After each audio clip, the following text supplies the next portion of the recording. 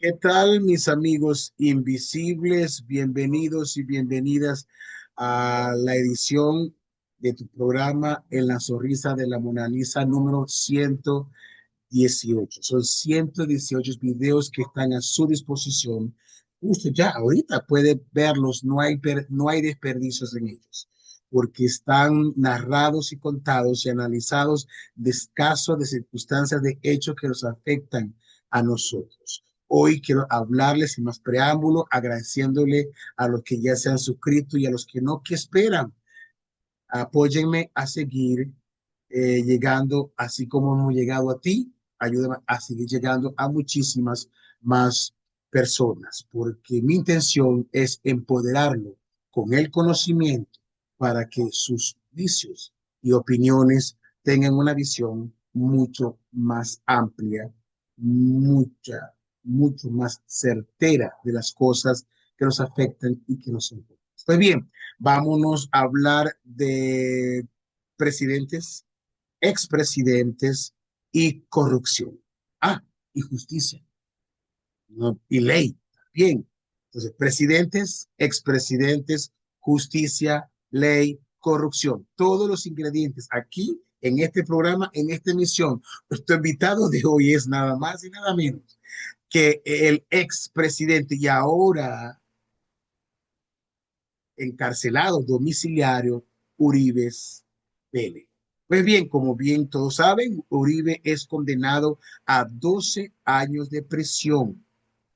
La decisión fue tomada por los delitos de fraude procesal y soborno en actuación penal bajo el supuesto pago, obviamente, de sobornos a algunas personas para que atestiguaran en el hecho de que él no estaba siendo vinculados o no tenía ninguna vinculación con paramilitares, donde a él se le tiene la fama de ser uno de los promotores o creadores de esa nueva forma de infundir terror dentro de la política en su país.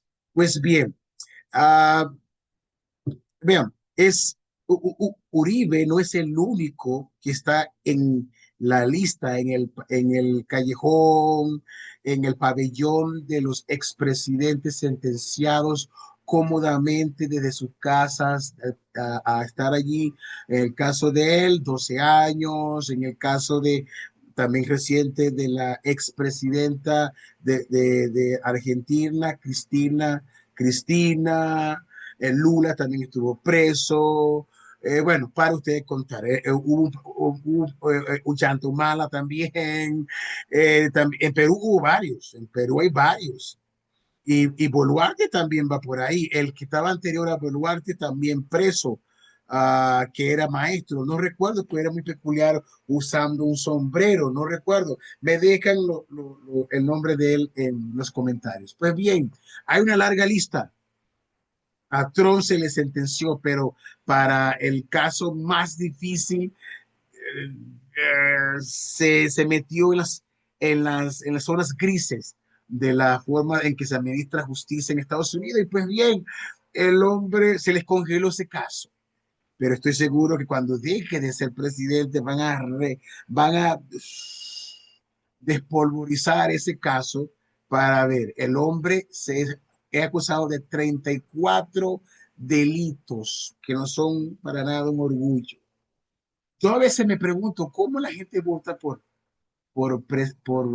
políticos así. Hay un concepto llamado la cancelación cultural. Y yo hice un programa de que no solamente debemos aplicar la cancelación cultural a aquellos personajes, cantantes, celebridades, artistas, por supuesto, con su vida pública, ¿verdad? A ser cancelados.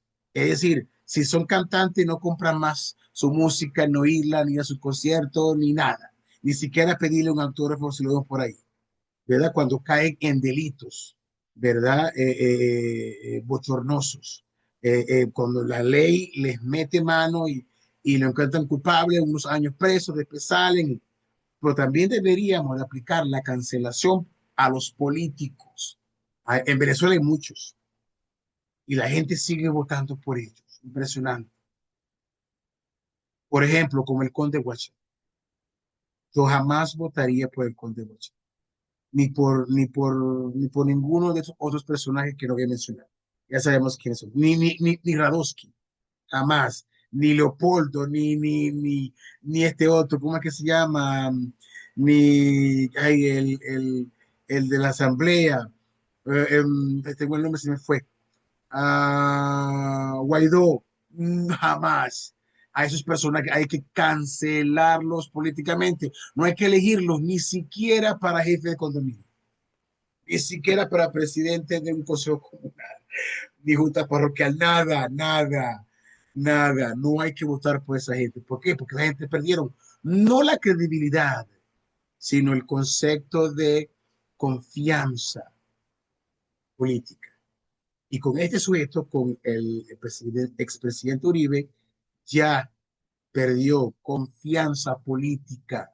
Es un concepto que quiero empezar a acuñar y desde hoy lo acuño, es mío. No hay confianza política para personajes como estos. No voy a hablar de que si es una persecución política, como se pudiera usar esa narrativa, o se pudiera también afirmar y decir que por fin la justicia les llegó y que nadie está por encima de la ley. Más allá de esas dos vertientes, de esas dos caras de la moneda, está el hecho de que ratifica de que la corrupción alcanza hasta los que una vez le depositamos en votos nuestra confianza política para convertirse en nuestros líderes y gobernantes políticos. Cuando yo era joven, a mí se me enseñó en la escuela de que los políticos, los presidentes, los gobernantes, eran hombres y mujeres de una moral intachable, eran irreprensibles tanto en lo privado de sus vidas como en lo público, al ser personajes públicos, a ser quienes nos gobernaban política y ideológica y administrativamente. Pero desde las finales o a mediados final del siglo pasado y comienzo de este, hay una espiral enorme y es un mal en muchas partes del mundo. No es un mal solo de latinoamericanos, como tal vez en la década de los 70, 60, 80 se pudiera afirmar, pero hoy en día no. Hoy en día tenemos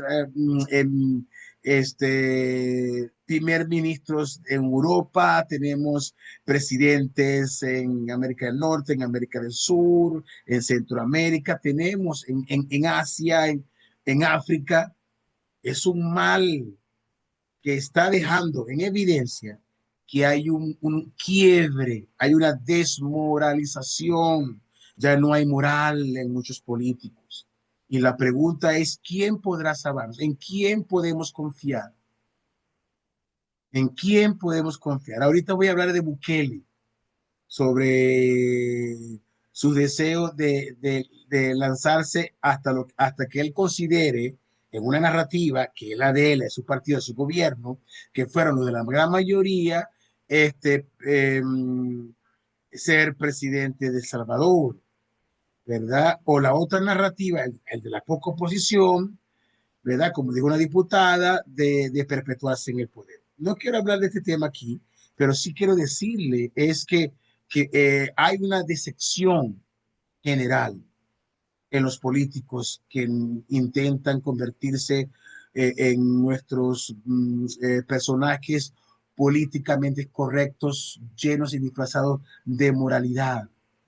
Pero la realidad es que esto, más allá de crear un precedente en el hermoso país de Colombia, más allá de eso, está dándonos otro ejemplo de que ya no podemos afirmar como se me afirmó cuando yo era un niño en la escuela o en el liceo, inclusive hasta en la universidad, de que cuando se es político, la ética y los valores eran los elementos primordiales en un político, porque a la hora de uno elegir un político, uno siempre analiza su background, es decir, su vida, de cómo ha sido su vida privada, ¿verdad? Si está limpiecito, si no hay nada que pudiera uno decir a la hora de uno elegirlo, por este no, porque este estuvo implicado en tal cosa. Pero no, el hecho es de que muchos lo hacen aún estando en el poder.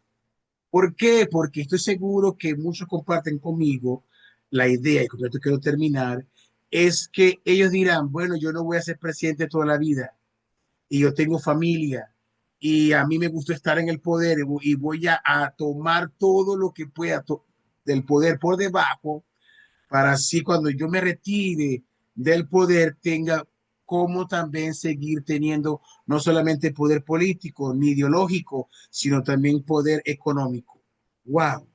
Cómo yo admiro a Pepe Mujica. Lamentablemente se murió. Lamentablemente Pepe Mujica no era un virus. Hubiese deseado que Pepe Mujica se hubiese difuminado como un virus, ¿sabe? Y se hubiese convertido en las nuevas generaciones de políticos, en donde su manera de él de llegar a la política, de usar el poder y después qué hacer con su vida, su legado, después que saliese del poder, wow, no tuviéramos casos tan bochornosos como esos, independientemente que le demos el beneficio de la duda entre decir que es una cacería de bruja o sencillamente afirmar de que por fin le llegó la justicia. Nadie está por encima de la ley. Eso es algo que también nos deja este caso, así como el de Kirchner, ¿verdad? Pero también nos deja una vez más la conclusión de que ya no podemos confiar en los políticos como quizás confiábamos o se confiaban en otras épocas. ¿Por qué? Porque los políticos también son ladrones, porque los políticos también pueden llegar a ser ladrones, corruptos y miserables. Hasta aquí mi programa de hoy. Se les quiere bien, se les quiere bastante, se les quiere bonito. Recuerden,